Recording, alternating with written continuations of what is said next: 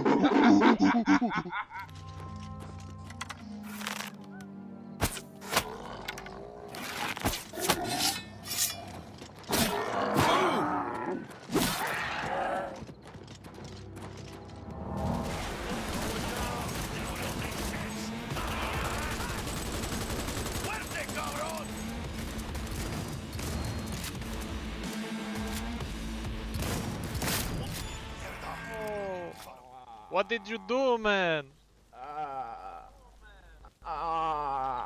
No!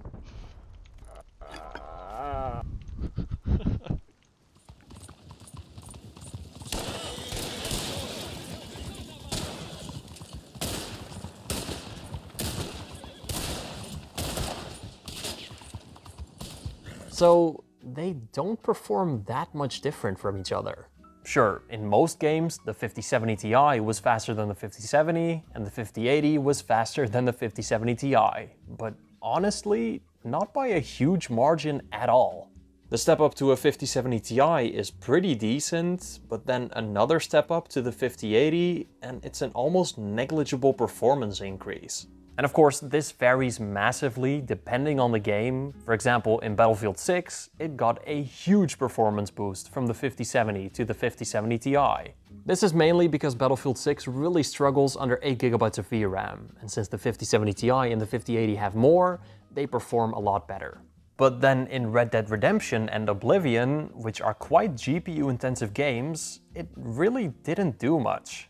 So let's look at their power usage and see what's going on. In the RTX 5070 G16, that 5070 is using around 100 watts, which is about 15 watts less than its full TGP. But the 5070 Ti G16 is only running at about 10 watts more, which is, again, about 15 watts under its max TGP. But the 5080 G16 reached up to 140 or even 150 watts at some points, which is pretty impressive. But that makes it all the more weird that it didn't perform massively better than the 5070 Ti one, right? Maybe we can find some answers in their temperatures. I mean, they're all very thin, so which one of these is going to be limited by their cooling? Well, the 5070 G16 does not have a vapor chamber, so it is running quite a bit hotter on its CPU and GPU. But the 5070 Ti and the 5080 G16 stay at about the same temperatures for both their CPU and GPU, even though the 5080 should be getting a bit hotter. So what the hell is going on?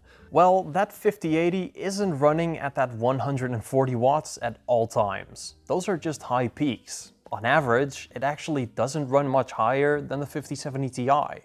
The bump up in performance would normally be a lot higher, but because of those tight power limits on the Zephyrus, it just doesn't perform as well as a full wattage 5080. And since they use the exact same power brick, which limits their system to a full usage of 240 watts, they use the same amount of power, so they generate the same amount of heat. And with the same cooling system, they run at the same temperatures. But are they also just as loud?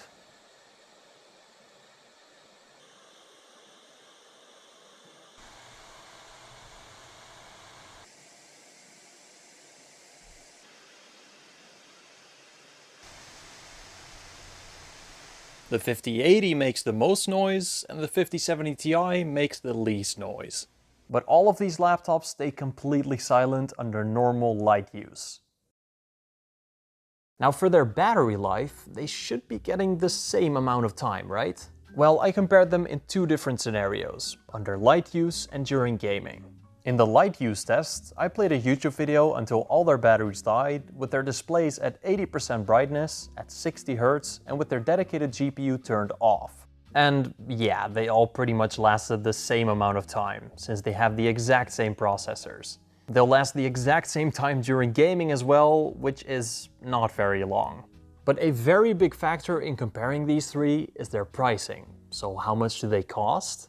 Well, it's been almost a year since these guys released, and the prices have gone up and down a lot, so I'll keep to their average prices. The RTX 5070 G16 costs around 2,200 bucks. I've seen them go down to 2,000, but only very rarely.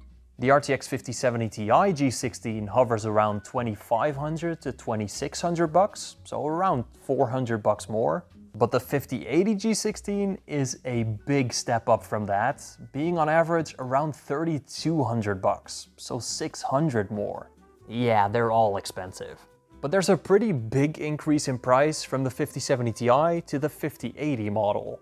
And if we include the 5090 G16, yeah, this is getting a bit ridiculous.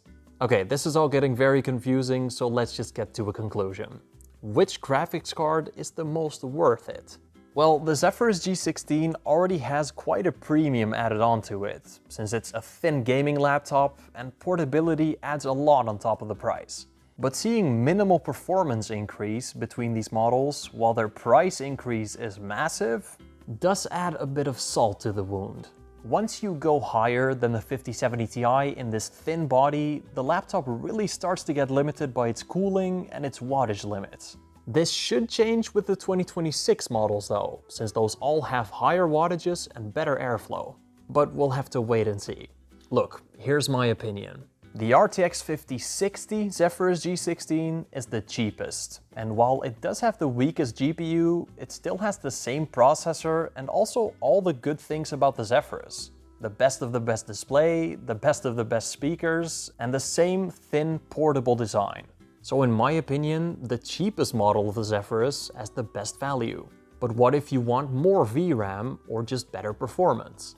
Well, the 5070 does add quite a bit of performance for only a little price increase, so I'd say that one has great value as well. Then the 5070 Ti is quite a big price increase for less of a performance increase, but with way more VRAM, which is great for future-proofing. So I'd say that one is also a great option, but with slightly worse value. But then we get to the 5080 and 5090 models, which are way more expensive, but really not that much faster. They do add a lot of VRAM, but really not that much performance, so they don't really have good value. Look, if you want to save money, get the 5060 and 5070 Zephyrus models, because those are the cheapest. But if you want to get the best future-proofing, I would just get the 5070 Ti model, because it has more VRAM and is a little bit faster.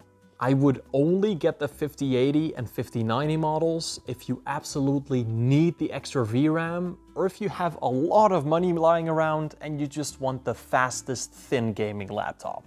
The best value models are the 5060, 5070 and 5070 Ti in my opinion. And that's pretty much it. Now let me give a huge shout out to my YouTube members. Soundwife, Thomas, Inky, Mr. Frosty Dude, Dropzone1, Martijn Snijkers, Flimsy, Aki, Disco Volante, Mr. Nuke, Sebastian, Christian Sands, Real Elf, Eric the Rad, Wesley Rhodes, Michael, Ghost Data, Anugadar, Abdullah, and Lewis. If you become a YouTube member, you get early access to content of mine, a shout out at the end of every video, and you'll also be supporting me as a creator to make these videos. And of course, you'll also be part of the Cool Guys Club, so you can use cool emojis like these in the comment section. So join the club if you're interested. And I will see you all in the next video. Bye bye.